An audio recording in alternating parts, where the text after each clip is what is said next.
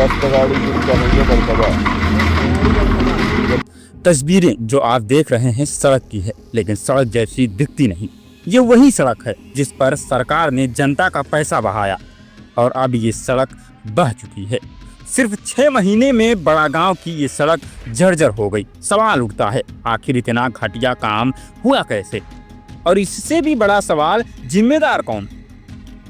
क्या गांव की जनता सिर्फ टैक्स भरने के लिए है? क्या विकास सिर्फ फाइलों और रिपोर्ट में ही हो रहा है? आज हम लेकर आए बड़ा गांव सरपंच भारत कोरी और सिविच प्रवीण सिंह के उस भ्रष्टाचार का पर्दाफाश जो न केवल सड़क को खा गया बल्कि जनता के भरोसे को भी निगल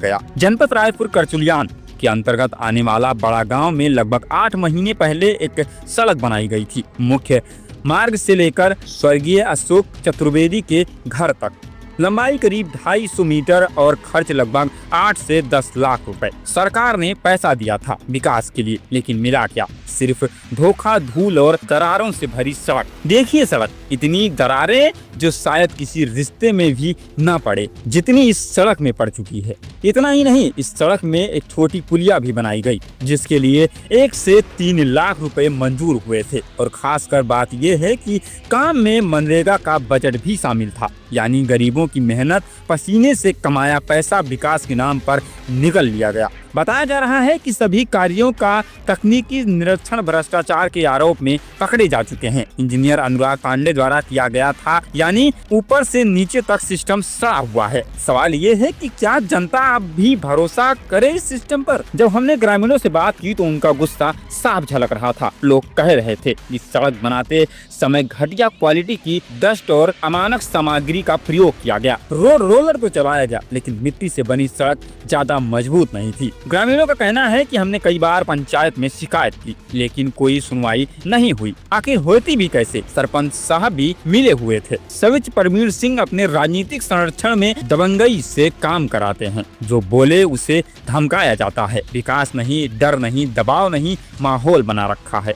अब आप खुद सोचिए, 8 से 10 लाख रुपए से बनी सड़क 8 से 10 महीने में चूर चूर हो गई। अगर हर 8 महीने में सड़क टूटेगी तो विकास तो होगा, लेकिन सिर्फ भ्रष्टाचार का। जानकारी के मुताबिक निर्माण कार्य में सीमेंट का इस्तेमाल बेहद कम हुआ और जो हुआ वो भी घटिया क्वालिटी का। रोड का बेस लेयर भी कमजोर रखा गया, जिसमें बारिश की पहली बूंद में ही सड़क बह गई। लगता है मानो सड़क नहीं, मिट्टी का खिलौना बना दिया गया। थोड़ी बारिश और काम तमाम। गांव के लोगों का साफ आरोप है, पंचायत भारत कोरी और राजनीतिक संरक्षण प्राप्त है, यानी ऊपर से नीचे तक एक सिलेंडर बनी हुई है। इसी वजह से जांच की हर फाइल ठंडी पड़ जाती है। सिविच प्रवीण सिंह की भूमिका भी सवालों के घेरे में है, क्योंकि बिना सिविच की मंजूरी कोई भुगतान संभव नहीं है। ग्रामीण कहते हैं हर योजना में कट कमीशन और कागजी काम, मनरेगा मजदूरों को पूरा पैसा नहीं मिलता, लेकिन रिपोर्ट में दिखाया जाता है कि सब कुछ सही है। और यही झूठ धीरे धीरे गाँव की